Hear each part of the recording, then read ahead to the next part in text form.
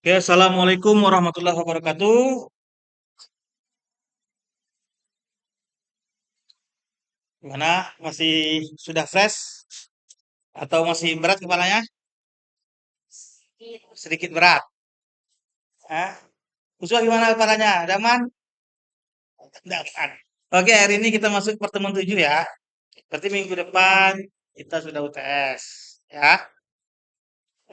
Terkait hari ini sudah agak lebih maju nih tentang bahasa Indonesia. Kemarin kita sudah sampai ke notasi ilmiah. Jadi kawan-kawan bisa mengutip bentuknya bisa footnote, bisa body note, dan bisa end note. Sekarang kita mulai nih ya. Muara dari kawan-kawan belajar bahasa Indonesia itu bukan mengerti apa itu sinonim, antonim, apa itu majas hiperbola, majas ironi, majas metafora, majas meto, mesomia. Tapi di sini kawan-kawan diharapkan nanti bisa menulis minimal ya pikiran saudara terkait satu hal ya sebelum nanti kawan-kawan beranjak kepada menulis artikel ilmiah yaitu kita kenal dengan sebutan skripsi. Nah, kita mulai nih dari awal ya. Hari ini kita coba bicara tentang strategi efektif menyusun latar belakang. Oke, apa itu latar belakang? Ah, Ripa, tahu nggak apa itu latar belakang? Tahu? Ini ini salah satu UTS ini ya menulis latar latar belakang. Gunakanlah notasi ilmiah dan lain sebagainya. Ya, jadi minggu depan Bapak minta kawan-kawan menulis latar belakang. Ya, latar belakang. Pikirkan. Oke. Jadi, latar belakang merupakan awal dari kita menjelaskan maksud dan tujuan kita untuk membicarakan suatu hal. Ya, pasti ada latar belakang. Kalau bahasa sehari-harinya, bahasa basinya. Sebelum kita sampai ke poin intinya, pasti kita bahasa basi dulu. Nah, ya, contoh. Nah, misalnya ini menyambung kepada Zahra. Zahra, gimana kabar Zahra? Sehat? Itu umum tuh. Nanyakan kabar Zahra gitu. Sehat. Oh, kira-kira Zahra tuh apa pekerjaan Zahra ini? Ah, kalau Zahra, pekerjaan Zahra ini. Dan boleh mengerucut, soalnya sehat boleh mengerucut. Oh, berarti punya penghasilan Zahra ya? Nah, cerita Zahra, ya, alhamdulillah dapat penghasilan dari pekerjaan. Alhamdulillah terbantu orang tua ya Zara, ya terbantu orang tua. Ah, kencing Zara. Ya, alhamdulillah saya juga bisa beli apa yang saya mau. Ah, itu udah boleh tuh. Mengerucut-mengerucut. Nah, intinya itu punya uang nih. Kalau belakang itu dulu. Intinya Zara sehat, Zara bekerja, Zara bisa bantu orang tua, dan Zara bisa membeli barang yang diinginkannya. Itu latar belakang, ya kan? Dapat ini latar belakang. Berarti latar belakangnya itu sebagai Zahara ini bisa meminjam uang kepada saya. Kenapa? Dilihat dari latar belakangnya Zahara. Baru tuh gue ingin Zahara bisa pinjam uang kan? Nah, itu namanya strategi efektif latar belakang. Oke, coba kita lihat lagi. Apa itu latar belakang? Definisi dan fungsi latar belakang. Definisinya yaitu memberikan gambaran umum mengapa topik tersebut penting untuk diteliti. Cuma tadi memberikan gambaran umum kenapa pinjam uangnya ke Zahra. Kan kan memberikan gambaran umum tuh. Zahra sehat. Kalau Zahra sehat otomatis uangnya nggak untuk berobat, ya kan?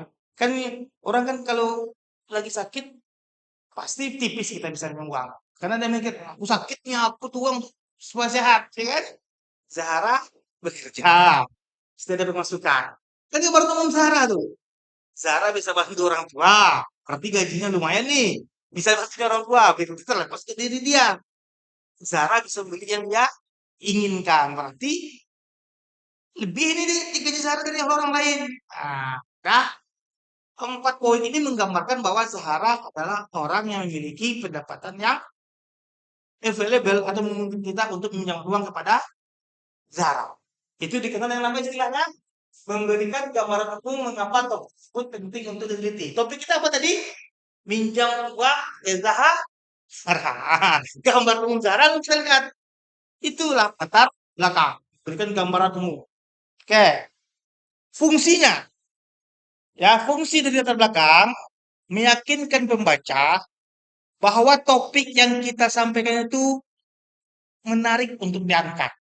Contoh, secara sehari-hari, Zahra available nih untuk pinjam uang. Seperti kan secara langsung, ya, topik pinjam uang ke Zahra itu bisa diangkat. Menarik. Kenapa? Karena kemungkinan Zahra untuk meminjamkan uang itu besar. Kemungkinan. Kan orang penasaran nih. Dasar orang. Pinjam nggak uang Zahra sama orang sama si Iin. Ternyata tidak pinjam. Ah, kan dalam pikiran kita pasti berkecamuk dua hal. Kalau kita mendengarkan cerita orang, ada sisi negatif, ada sisi positif. Tergantung dari seberapa besar rasionya. Apakah rasionya lebih besar ke yang negatif atau rasionya lebih besar yang ke positif? Kalau rasionya lebih besar yang ke positif, selesai itu. Orang nggak mau lagi ikut. Contohnya, ya di kepalanya Halimah, ya Halimah meyakini bahwa Zara pasti mau minjamkan uang kepada Iit. Selesai itu. Halimah nggak mau ikuti lagi. Kenapa? Karena Halimah sudah rasio pikirannya itu positifnya lebih besar daripada sentimen negatifnya. Tapi kalau yang sentimen negatif Bapak nih, pikir Bapak, gak yakin saya Zara mau minjam nih. Karena saya gak yakin, maka saya membuktikan keyakinan itu. Makanya saya ingin mengikuti sampai selesai. Kalau sudah positif, dan malas kita. Makanya ada kadang-kadang sebuah kalimat yang membuat kita berhenti membacanya. Kenapa? Karena kita sudah dapatkan intinya. Karena di kepala kita sudah punya informasi. Kenapa Halimah mengatakan Zara kami minjam? Ternyata Halimah tahu Zara itu siapa. Berkawan sehari-hari. Ternyata Halimah juga dipinjamin uang. Contohnya seperti itu. Inilah untuk meyakini membaca bahwa masalah yang dipilih layak dan menarik untuk diangkat. Ini definisinya. Definisi pertama untuk menggambarkan secara umum, ya, mengapa topik itu penting untuk diangkat. Yang kedua, meyakini membaca bahwa masalah yang dipilih layak dan menarik untuk diangkat. Ini Bapak contohkan. Latar belakang.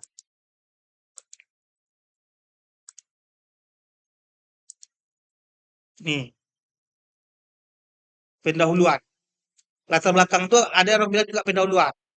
Oke, ini artikel Bapak judulnya pengaruh realisasi belanja pemerintah terhadap kriminalitas di Kota Pekanbaru menggunakan pendekatan error profesional modern. Nih, Bapak memulai dengan cara apa membuat masyarakat itu takut pertama. Gambaran umumnya ternyata kriminalitas itu tinggi di Pekanbaru, khusus Indonesia. Nih, baca. Tindakan kejahatan terjadi di Kota Pekanbaru semakin meresahkan masyarakat. Kita pikir, oh iya, kok meresahkan, ya kan? Bapak buat kawan-kawan berpikir, kita ini meresahkan. Memang terjadi kan? Atau aku, pokoknya membuat kita tuh berpikir kalam kabut di kepala kita. Ini pertama kali Bapak. Hal ini terlihat dari semakin banyaknya masyarakat yang menjadi korban tindakan kejahatan kekerasan, pencurian, penipuan, dan masih banyak jenis kejahatan lainnya. Bapak menggambarkan secara umum tuh. Pekanbaru ini, ya, tindak kejahatannya semakin banyak, Bapak bilang. Oke, Bapak sambung lagi. Ini masih dalam tataran menakut-nakuti orang nih.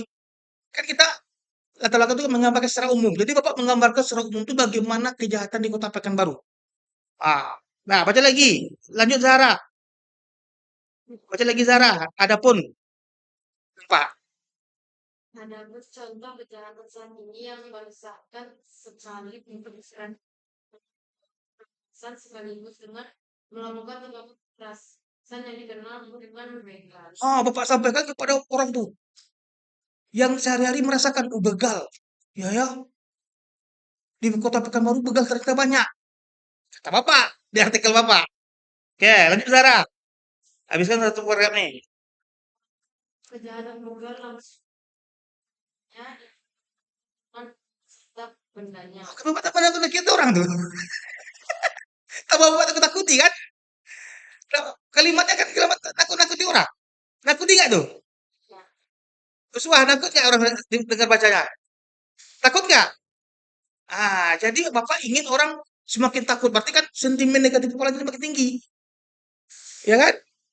Oh, iya ya Pekanbaru ini semakin berarti di otaknya ini lebih banyak jeleknya daripada baiknya. Karena kalau kita lebih suka orang lihat jeleknya, kita fokus ke dia.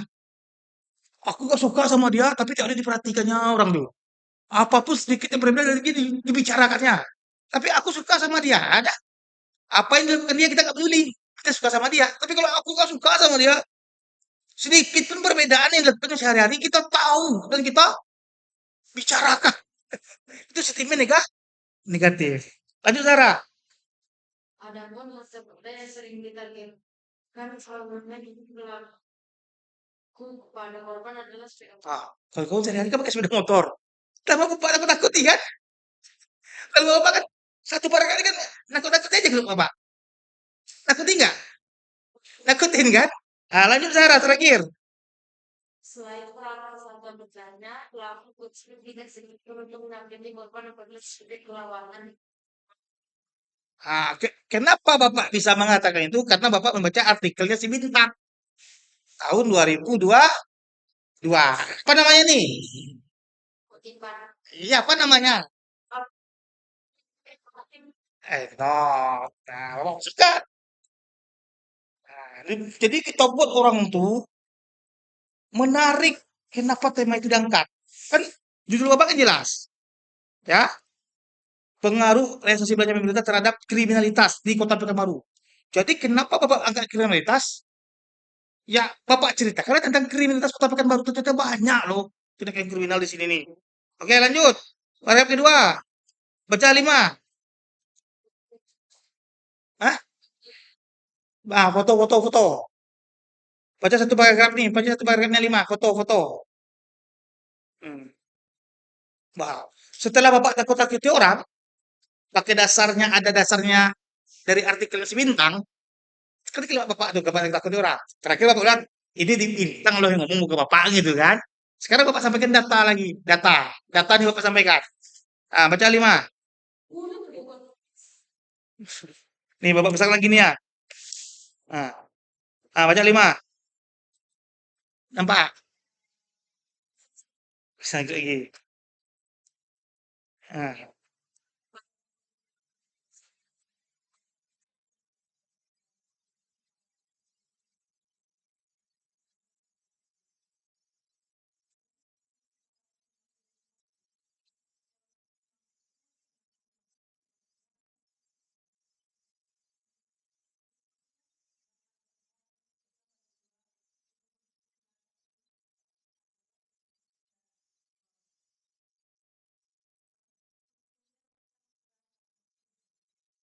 Dan penyalahgunaan narkotika. cukup lu. Sini bapak jelaskan lagi. Setelah bapak dapat tadi bagian pertama bapak jelaskan buktinya. Ada loh segini loh kasusnya 1450 yang tercatat. Yang nggak tercatat kita nggak tahu, ya kan? Yang terselesaikan 1082. Bayangkanlah kalau kita bagi dia ke 365 hari. Kalau kita bagi ke 365 hari berarti ada 4 kejahatan yang diketahui setiap hari. 4 kejahatan yang diketahui setiap hari. Belum yang diketahui. Lanjut baca 5.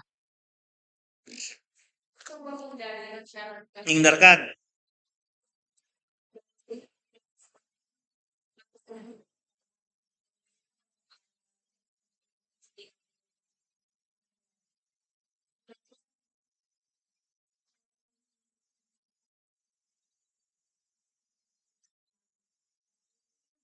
Meminimalisir. Nah, lanjut, lanjut. Ah, Nah, ini Bapak jelaskan. Nah, cukup dulu ya. Nah, jadi fungsinya meyakini pembaca bahwa topik yang kita pilih itu layak untuk diangkat. Kan Bapak meyakini pembaca pertama kan? Kota Pekanbaru itu banyak loh kejahatannya. Bapak meyakini masyarakat. Dan Bapak meyakini bahwa topik Bapak itu berhak untuk diangkat. Itulah definisi dan fungsi latar belakang. Oke, kita poin kedua lagi. Memilih topik yang tepat. Nah, cari topik yang sesuai dengan bidang keahlian dan minat Anda. Nah, jadi menulis itu ya haruslah yang kita menjadi ahlinya atau minat kita. Sekarang Bapak tanya, saudara-saudara sekarang apa ahli dan minatnya?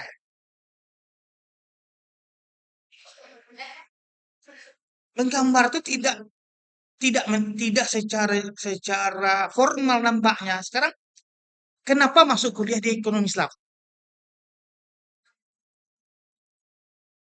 Mau ahli menjadi ekonomi yang dalam profesi berarti ini minat Anda. Berarti nanti cari topiknya. Berarti topik Anda adalah tentang ekonomi Jangan kita kuliah ekonomi Islam, topik yang bicarakan nanti apa? Misalnya perawatan. Jauh. Kita belajar ekonomi Islam, tentu yang kita tulis ekonomi Islam. Oke. Pastikan topik memiliki cukup literatur dan data pendukung. Nah, ini contohnya kan. Hmm. Cukup literatur data pendukung nih. Ada literaturnya si Firdaus mau buat, ada Kominfo 22. Ini data pendukung Bapak. Ini data kejahatan Kota Pekanbaru. Lihat lah ya. Ah, 2017 ya, 2000 ini kan kayak turun nih kan, tapi 2021 naik lagi dia. Kenapa zaman Covid turun? Karena orang nggak banyak keluar. Nah, ini contohnya nih. Ini data pendukung. Jadi pastikan banyaknya literatur yang mengangkat itu yang bisa kita ambil.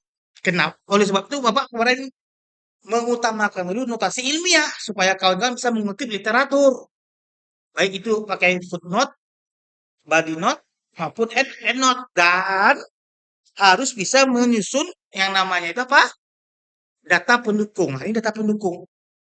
Kalau kita lihat ya banyak ya. Nah, grafik jumlah kejahatan di Kota Pekanbaru. Nah, lihat kan nih.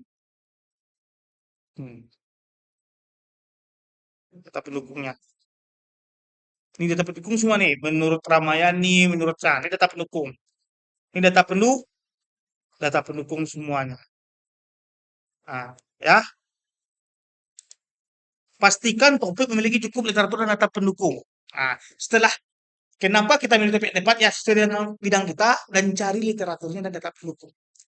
Nah, sekarang kalau enak, internet ada di tangan, gampang cari literatur, gampang cari data pendukung, ya. Nah, oke.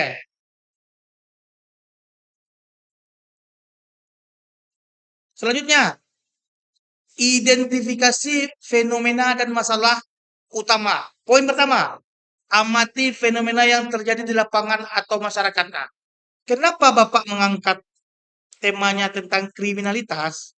Karena Bapak mengamati banyaknya ternyata terjadinya kejahatan begal di Kota Pekanbaru. Bapak mendengar dari apa? Dari TV lah, dari apa sebagainya. Setiap hari ada begal. Apalagi hari ini kawan-kawan, setiap hari scrolling TikTok. Itu kan bisa kita lihat tuh. Tren di Kota Pekanbaru. Pasti TikTok itu pertama kali yang diberikannya adalah kondisi Kota Pekanbaru. Nggak akan lari dari kondisi yang lain dulu. Pasti Kota Pekanbaru. Kita buka TikTok, pasti kita lihat apa yang lagi terjadi di Kota Pekanbaru. Nampak? Ya kalau misalnya terjadi kebakaran, terjadi pencurian, pasti TikTok akan memberikan informasi. Ya kan? Pilih itu nanti. Ya, pilih itu nanti. Hmm. Ya, amati fenomena terjadi di lapangan atau masyarakat. Ya. Kedua, tentukan masalah spesifik yang akan menjadi fokus utama. Kalau misalnya saya Pak, minat saya ekonomi Islam. Oke, itu kan umum. Apa spesifiknya? Oh, saya lebih sukanya Pak belajar tentang bagaimana di pasar tradisional ternyata banyak pedagang-pedagang yang terjebak riba.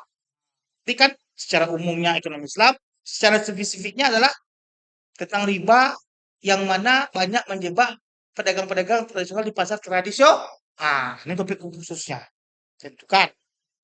Oke. Yang kedua, strukturnya harus piramida terbalik. Atau piramida terbalik. Tahu piramida terbalik? Yang mana? Nih. Harus seperti piramida apa? Terbalik. Coba kita ya. Nah, kalau kita tahu ini dengan ini, kita kan bicara ini kita Pekanbaru kan? Ini sudah kita substansi secara menunjukkan kualitas. Substansinya apa? Kita mau lihat nih. Ya, kita mau lihat nih bagaimana peranan pemerintah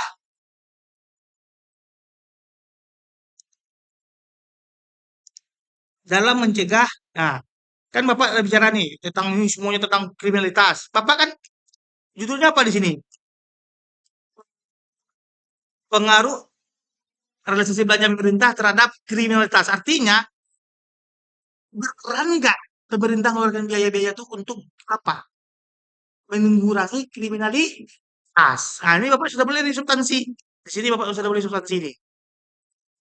Di sini Bapak sudah mulai substansi. Sudah mulai bicara pemerintah. Dengan demikian, pemerintah harus sungguh-sungguh memperlihatkan dampak kehidupan masyarakat ketika akan merupakan kebijakan publik dengan melihatkan secara komprehensif. Artinya, kalau dia membuat kebijakan publik, haruslah merasa berdampak kepada masyarakat. Contohnya, kebijakan publik itu kan dia ngasih uang. Kan uang yang digunakannya supaya berjalan. Ya, program-program pemerintah. Dan di sini Bapak dan Ibu nih, Bapak ingin lihat jika sudah bagaimana kita berperan. Baiklah, ya, bagaimana gimana program? Sebenarnya apa? Sebenarnya kesimpulan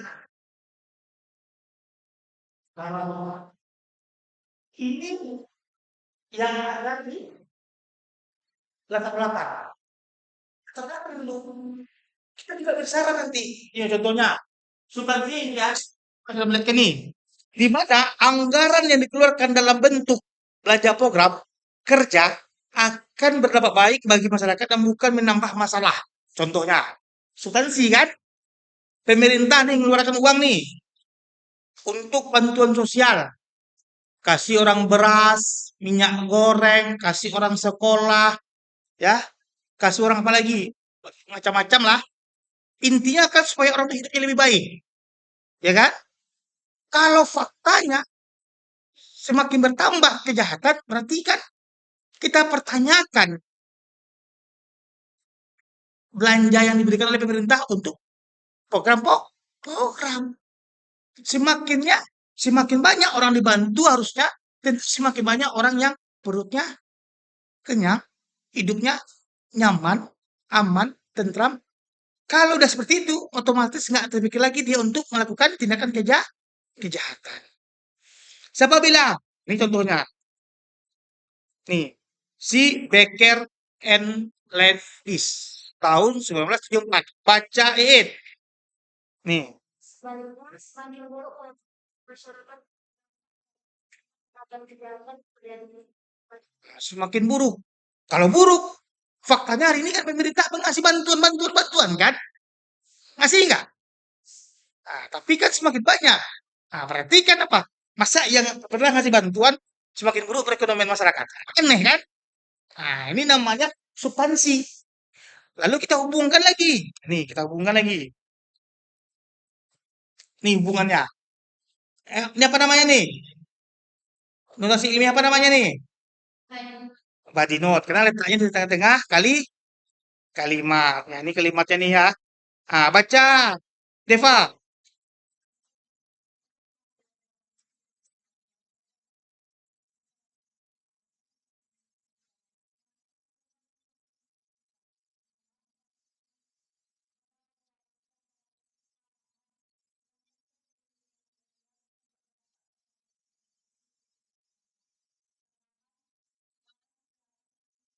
Ah, tuh kata si Ramayani. Dan bapak hubungan tuh. Ada bapak hubungkan. Lalu, yang kedua hasil. Nih, ini adalah yang namanya uang yang dikeluarkan pemerintah untuk belanja bidang keamanan. Ini hasil nih. Ini sekian uangnya nih. Ah, ya kan? Berapa uang ini? Dalam rupiah. Hitunglah, ya kan? Ini yang dikeluarkan untuk bidang perlindungan sosial. Nah, ini yang untuk pendidikan. Nah,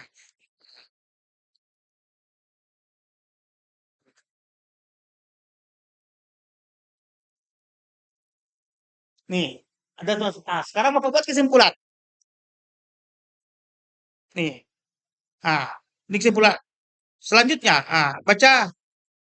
Siapa lagi nih yang dibaca nih? Baca Dipa.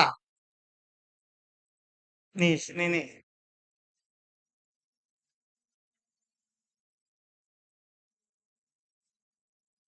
Efektivitas.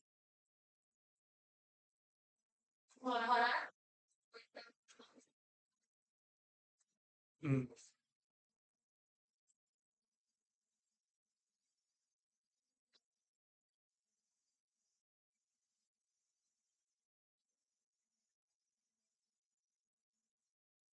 hmm.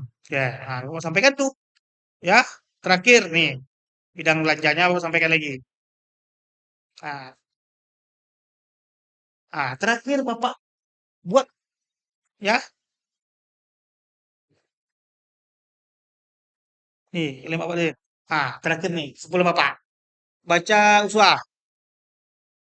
Dari uraian yang nama kami berminat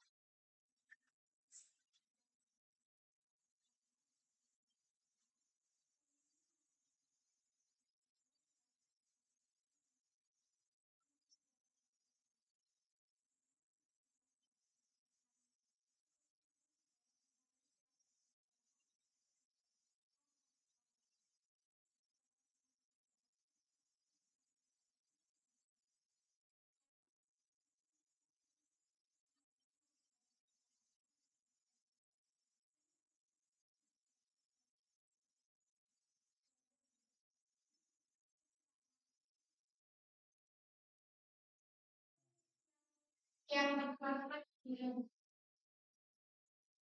Boleh? Oke, cukup. Nah, setelah Bapak buatkan dia piramida kerucutnya, secara umum nih kan, sampai Bapak bicarakan sampai ke pemerintahan. Pemerintahan sampai ke sektor-sektornya, Bapak bicarakan. Ya kan?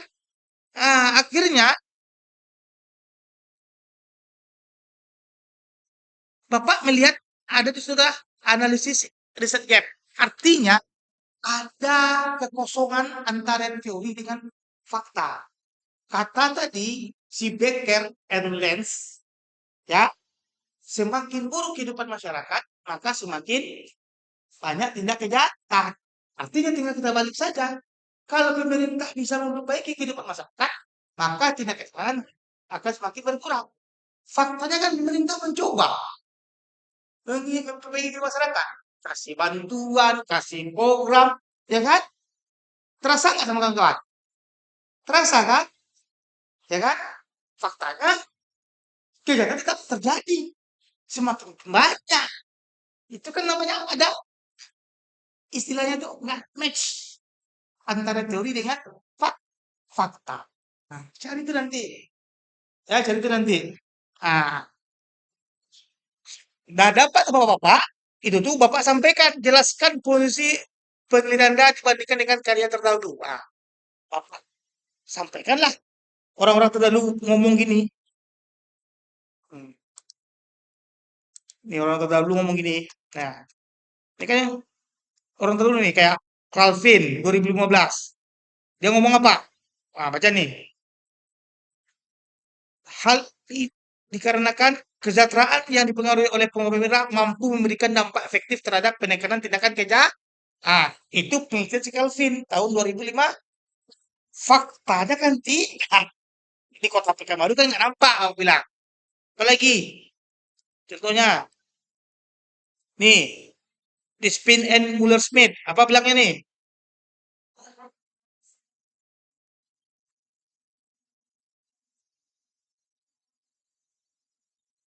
Padahal pemerintah kan berupaya nih. Salah satu tujuan pemerintah adalah memberikan kesejahteraan.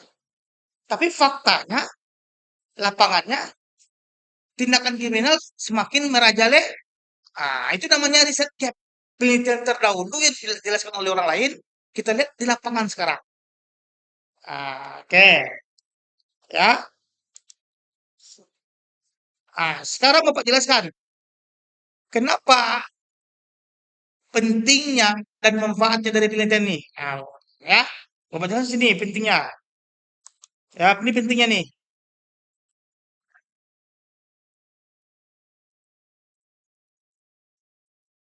Nih, nih, nih. Baca lagi. It. Nah, Dari uraian di atas, maka kami berpikir untuk melihat bagaimana realisasi belanja pemerintah kota yang pendidikan, ekonomi, keamanan dan perlindungan sosial terhadap tindakan kriminal atau jumlah kejahatan di kota Pekanbaru. Di mana ulang kejahatan yang akan kami refleksikan adalah melalui pelaporan masyarakat ke kepolisian Resort Kota Pekanbaru. Oke, sini Bapak sampaikan. Mengapa penelitian harus dilakukan? Ya Bapak, kita butuh hubungannya. Apakah sama nggak tembak orang lain? Tembak orang lain pemerintahnya ternyata efektif loh. Keluarkan uang bisa buat masyarakat sejahtera. Maka kriminalitas tuh turun. Kok kita aneh? Pemerintah juga mengeluarkan uang, tapi tindak kejahatannya kurang. Tambah banyak lagi. 2020 oke lah berkurang ya, karena COVID. 2021 kok meningkat, ya kan?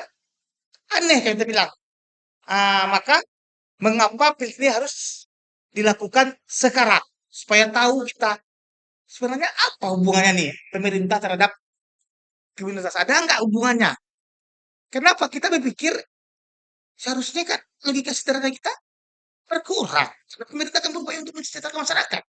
Adanya pemerintah tujuannya adalah salah satunya apa? Memberikan kesejahteraan kepada masyarakat. Kalau ini nggak, itu tujuannya ngapain? Ada pemerintah. Bagus kita hukum rimba. Siapa yang kuat, dia yang berkuasa.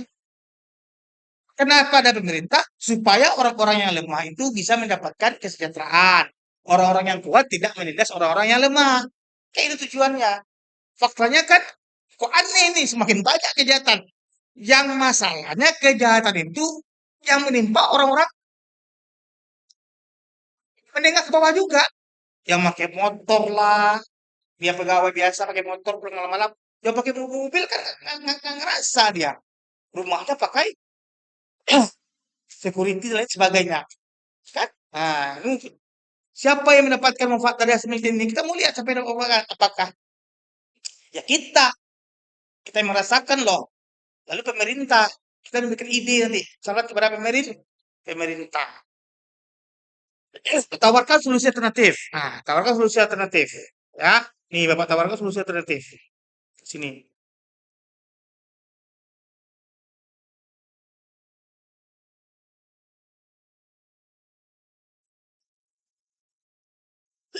Ya, ditawarkanlah solusi alternatif. Apa solusinya nanti? Bapak bilang. Ya tingkatkan kesejahteraan sesuai yang disampaikan oleh orang-orang sebelumnya. Ya,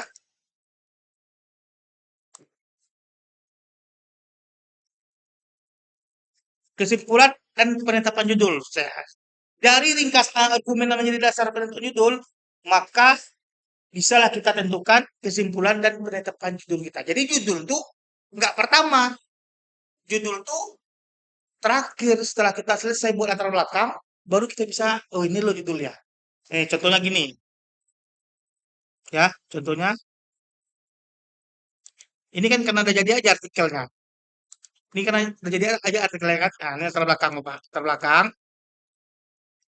Ini kan judul penerima, Pak. Nah, baca sini Zahra. Hmm. Selain itu, kami ini Nah, tujuan kita nih ya. Hmm.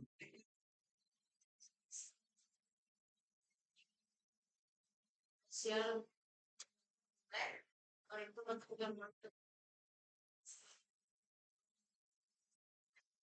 Nah, model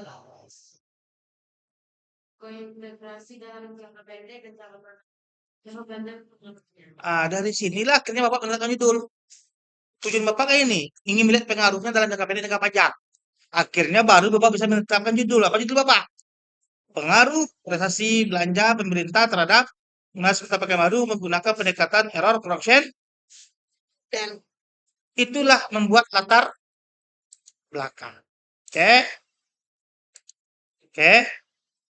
Nih, jadi tugas kawan-kawan hari ini dalam seminggu ini buat coretan-coretan tentang latar belakang ya sesuai dengan yang Bapak sampaikan ini, tulis tangan aja semuanya ya. Minggu depan ya Bapak periksa. Nah, besoknya minggu depan kan kita UTS, tapi UTS Bapak periksa dulu. Bapak kasih masukan, lalu minggu depan lagi selesaikan dia menjadi latar belakang yang utuh.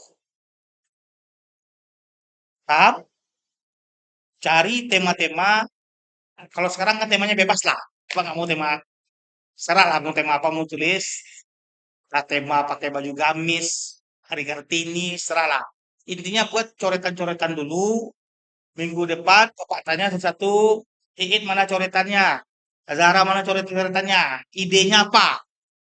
Setelah itu kita konstruksikan lagi secara utuh dan tugasnya minggu depan satu lagi ya kumpulkan latar belakangnya secara baik dan benar sesuai konsep PPT kita. Jadi Bapak mau caranya apa mau lihat dari sini aja. Ada dagannya, ada ekspansinya. Artinya nilai-nilai yang mau dilihatkannya. Ada hubungannya sampai dengannya, ya kan? Ada nggak hasil-hasil yang dilihatkannya, ya kan? Pak, dari mana nih Pak? Ini kan yang ibu semua dapat dari apa? Dari artikel-artikel orang lain. Maka Bapak ajarkan itu notasi ilmiah. Bunga, hasil, kesimpulan, wah kasih aja orang-orang lain itu. Kita masuk-masuk kan. Kasih sini yang ngomongnya ngomong. Akhir saran kita, ya kita mau membuat ini loh. Syaratnya apa? Supaya kita buat hubungannya, ya kan? Menilai ini hubungan apa? Sosial apa? Hubungannya apa nih? Hubungannya. Hasilnya, hasilnya bukan hasil penelitian ya. Hasil terdahulu orang yang meneliti. Ya, cek bapak tadi kan banyak tuh hasil-hasilnya tuh. Ini ngomong ini. Sekolah, kesimpulan juga ya orang-orang terdahulu. Sayang hubungan antara waktu positif dan signifikan misalnya sin. Kalau apa hubungannya terdapat hubungan. Contohnya dibilang oleh siapa? Oleh si Baker and Lens. Ya, semakin tidak sejahtera, Pak, semakin banyak tindakan kriminalitas. Nah, itu apa? Itu tadi hasil. Ya, kesejahteraan memberikan orang tidak lagi banyak ingin melakukan tindakan kejahatan. Itu hasil. Kesimpulan apa tadi? Yang disampaikan tadi kesimpulan. Ya. Nah, berakhir apa? Metode yang mau disampaikan. Metode yang mau disampaikan. Tahu harus dari metodenya, metode. Nah, metode sekarang Bapak tiga bukan metode aja. Metode yang Bapak bilang nih. Ini metode Bapak. Nih metode Bapak ya. Bapak sampaikan nih metodenya. Karena artikel Bapak ini bahasa Indonesia, bahasa Inggris. Susah. Eh, ini bisa kita bahas dulu ya. Ini metodenya. Ini metode penelitian ya.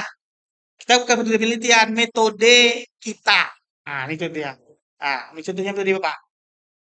Nah, kami ingin melihat bagaimana hubungan pengaruh jangka panjang dan jangka pendek dari efektivitas masing-masing realisasi belanja bidang ekonomi, pendidikan, keamanan, dan sosial yang dikeluarkan oleh pemerintah di Kota Pekanbaru terhadap kriminalitas terjadi di Kota Pekanbaru melalui metode analisis error personal. Kalau metode analisis deskriptif.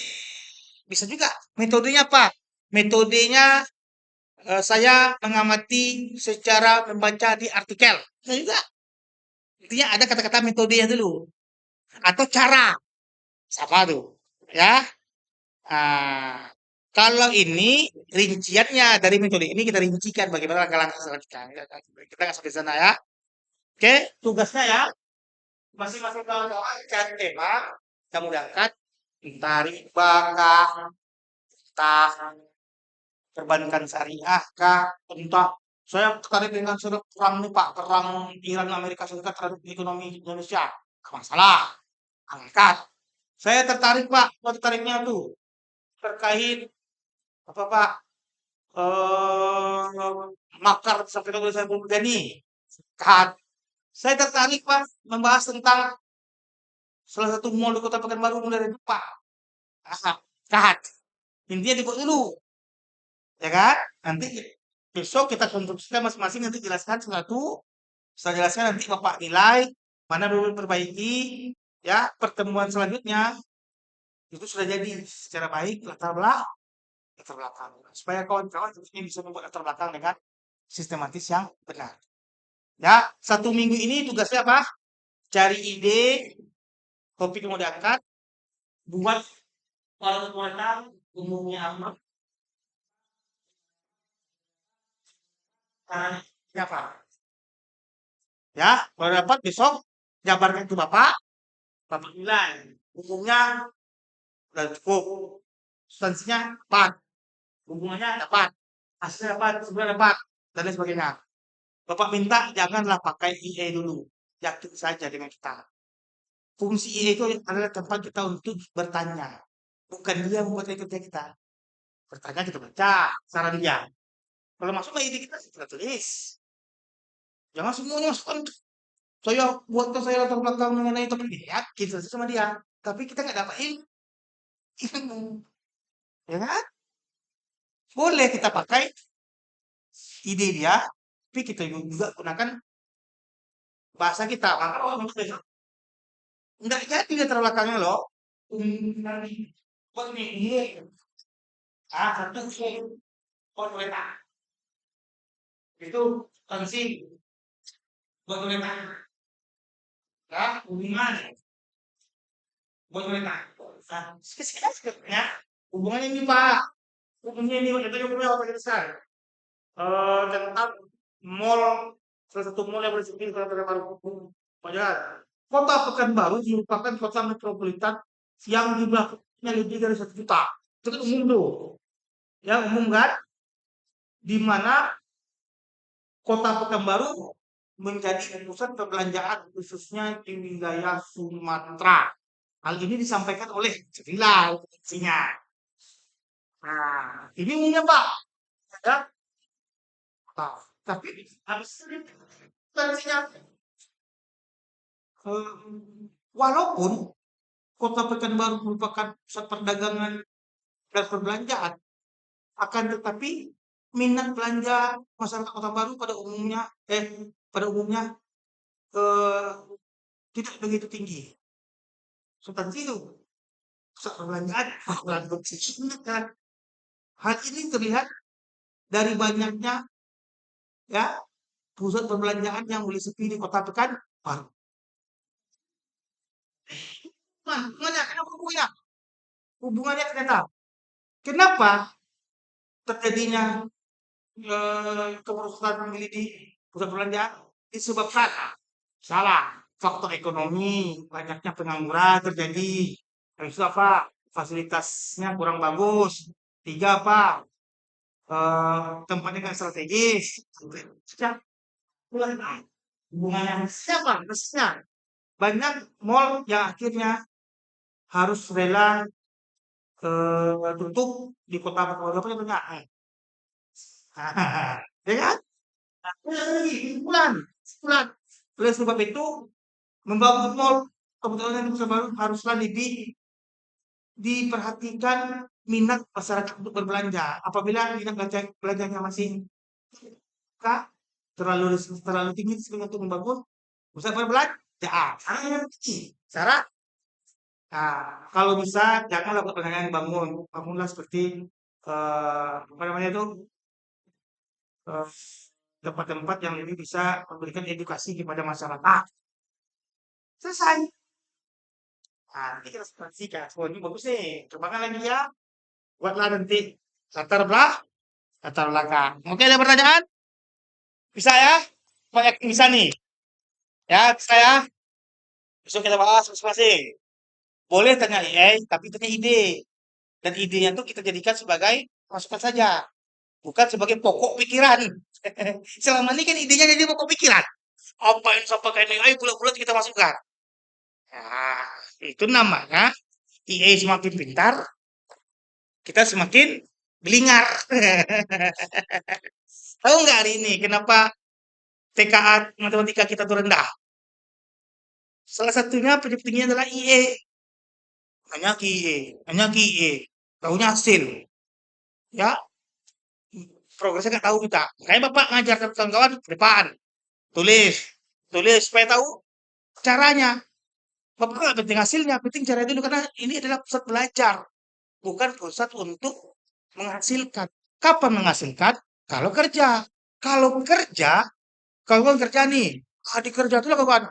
Eh, Bapak suruh, tolong nanti buatkan laporan ya, laporan terkait laba rugi kita. Pak, saya belajar dulu ya Pak. Baru marah Bapak, karena sudah digaji. Masa ya turun buat laporan, belajar dulu dia. Kalau sekarang ya, memang belajar kita disiapkan untuk apa? Terjun ke dunia profesional. Karena profesional itu artinya apa?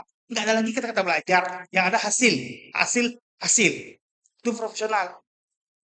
Kalau masih belajar itu kita amatir kata orang. Kalau profesional, apa yang diminta itu ilmu kita bisa melaksanakan. Ya, saya buat temanya jadikan IE sebagai teman diskusi sama sehari-hari. Misalnya siapa yang paling bagus nih pikirannya nih, jadikan dia teman diskusi. Nah, sama juga itu IE. Nah, kalau kalau malu sama kawan, kalau kita malas, nah, di rumah aja. Berikan saya topik yang bagus lah, tapi jangan pakai IE. Nah, buat sudah dulu satu. Biar nanti bisa kita konstruksikan. Ya, 5. Ya, oke. Ada pertanyaan? Tidak ya. Masih ada kuliah? Oke, kita tutup. Wabillahi taufiq wal hidayah. Assalamualaikum warahmatullahi wabarakatuh.